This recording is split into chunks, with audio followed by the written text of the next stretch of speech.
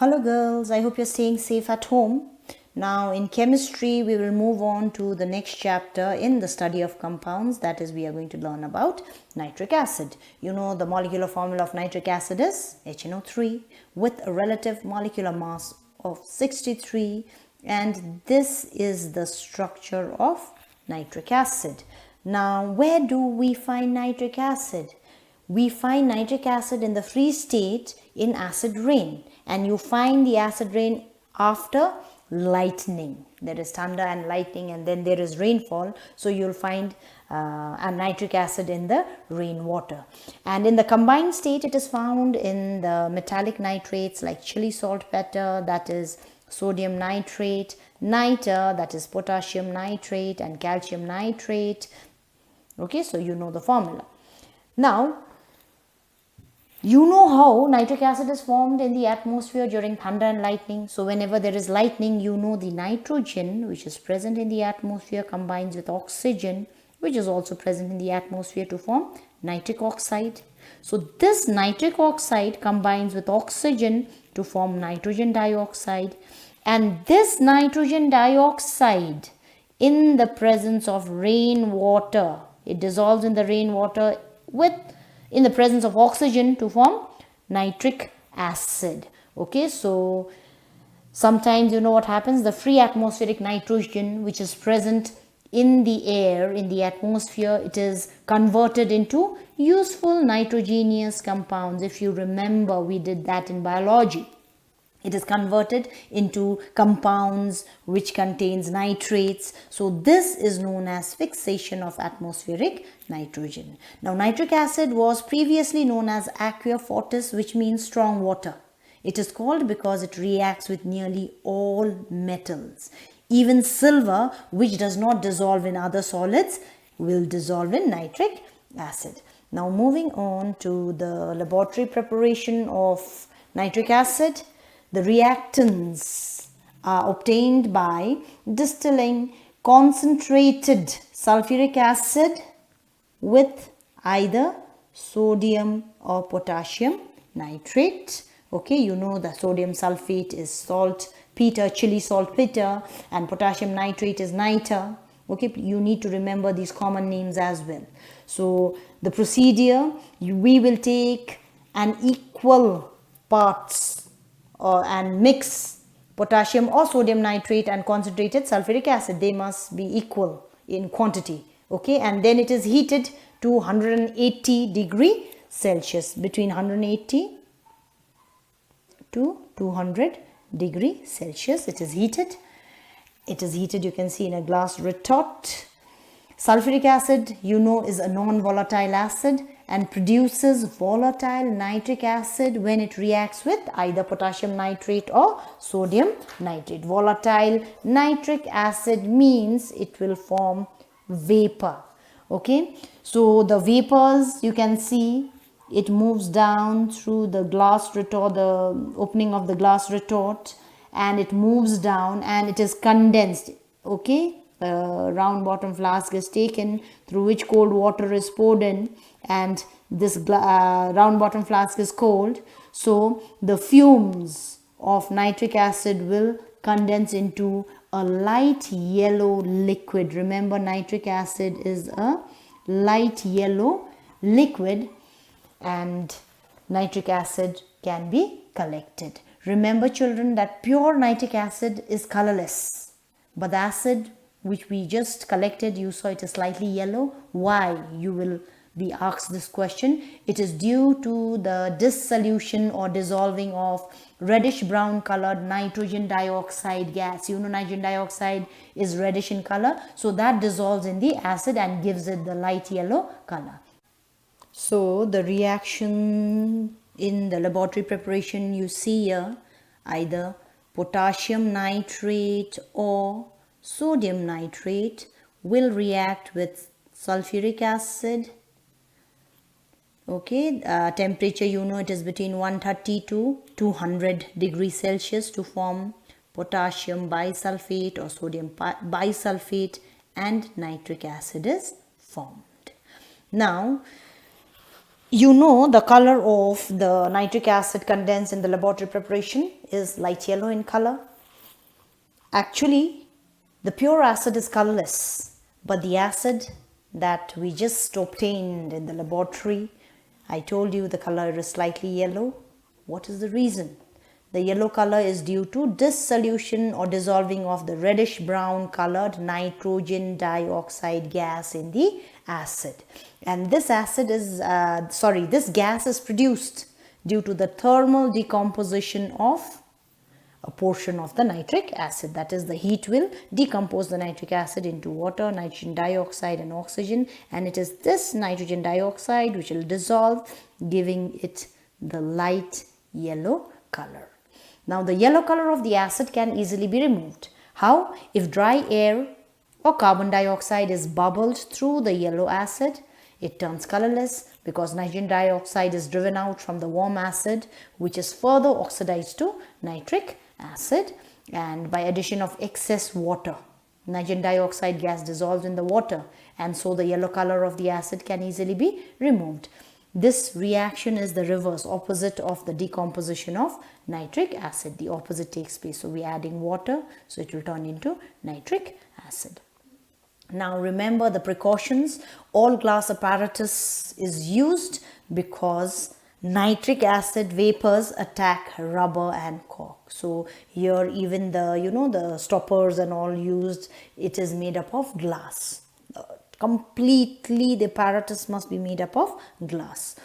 Concentrated hydrochloric acid is not used in place of concentrated sulfuric acid. You know that sulfuric acid is the only acid which is non-volatile. Now, so we do not use concentrated hydrochloric acid because it is volatile, and nitric acid vapors will have hydrochloric acid vapors as well, because it is volatile means it will turn into vapor. So we will not get only nitric acid. That is why we are using sulfuric acid, because sulfuric acid will not form any vapors. Now the temperature of the reaction should not go beyond 200 degrees Celsius. It is maintained because, again, the reason why, sodium sulfate formed at higher temperature forms a hard crust. Okay, it sticks to the walls of the retort of the apparatus, and it is very difficult to remove. Even though the yield of nitric acid is higher at higher temperature, the temperature must be maintained below 200 degrees Celsius. So why? I already told you the reason. Okay, and even higher temperatures may damage the glass apparatus. The glass apparatus, number one, a crust is being formed. Okay, it is very difficult to remove. Next, it may crack the glass. And at higher temperature, nitric acid will decompose to form nitrogen dioxide, and then of course there is wastage of fuel, because we are getting the right amount of nitric acid below 200, between 180 to 200 degrees Celsius. Now next we move on to the manufacture of nitric acid. Now manufacture means in large quantities. Okay, so the manufacture of nitric acid was developed by a German chemist. His name was Osterwald. So the process now is known as Osterwald process. Okay, now the process is explained in 3 steps. First is the catalytic oxidation of ammonia.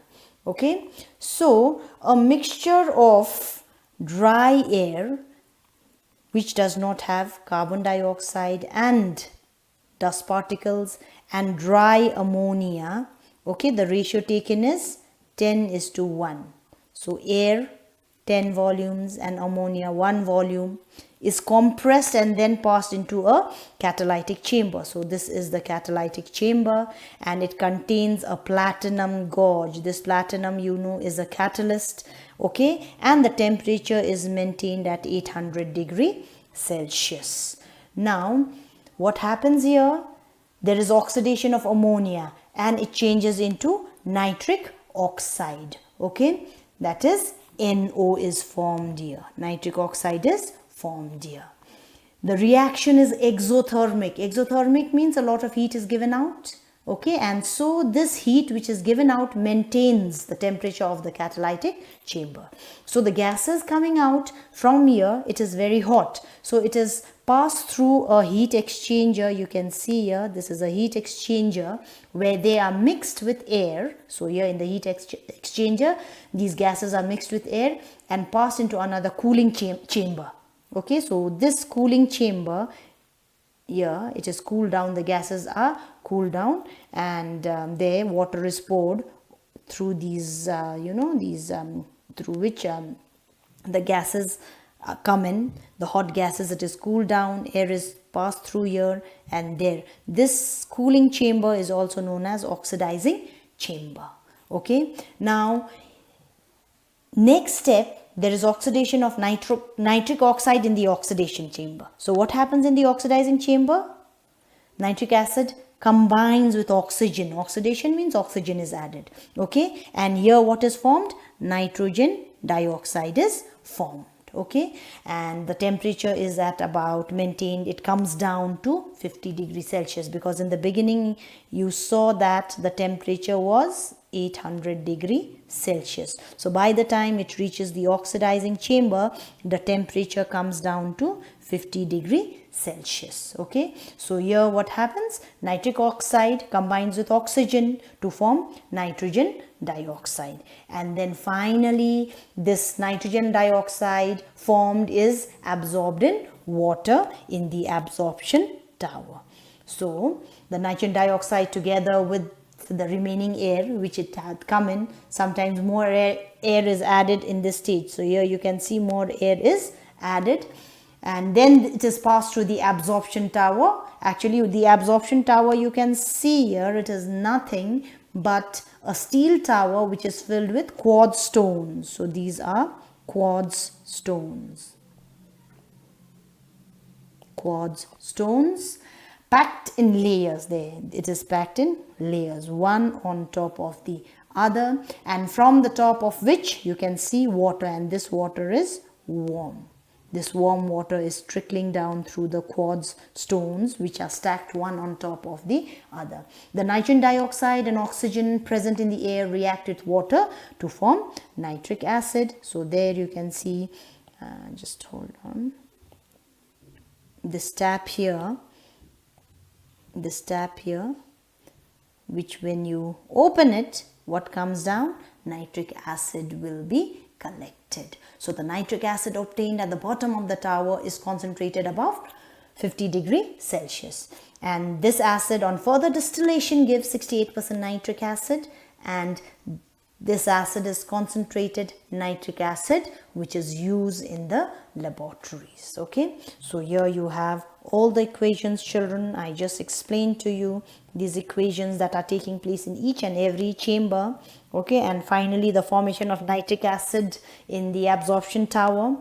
Now, how do we concentrate the nitric acid? Okay, nitric acid, that is 98% nitric acid, is also known as fuming nitric acid. It is very, very concentrated. Okay, so how do we obtain this? It is obtained by distilling 68% nitric acid over concentrated sulfuric acid.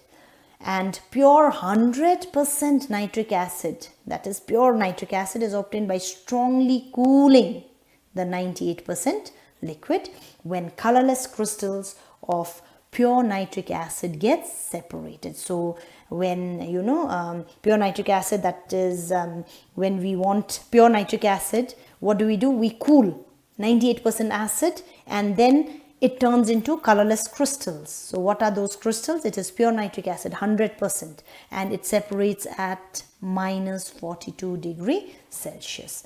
Now remember, children, in the manufacture of nitric acid, a higher ratio of air is used. You saw where 10 volumes of air and only 1 volume of ammonia was used. Why is higher ratio of air used? You will get this type of questions. Okay, is used because oxygen is only 1/5 in air, you know that, and it is required in all the 3 chambers. So that is why we need more air, because we need more oxygen, because this is an oxidation reaction.